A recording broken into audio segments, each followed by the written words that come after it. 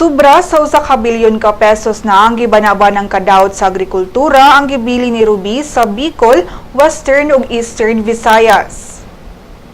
Matud ni Agriculture Secretary Proceso Alcala nga mas gamay ang kadaot sa agrikultura sa pag-igo ni Ruby kumpara sa epekto nga gibili ni Yolanda sa miaging tuig.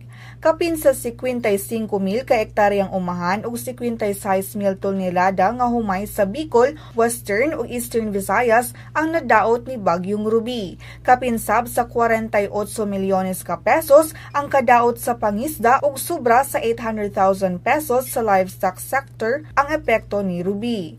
May pasalig si Alcala na bisan pa man sa kadaot nga gibili ni Ruby adunay saktong supply sa umaabot nga Pasko.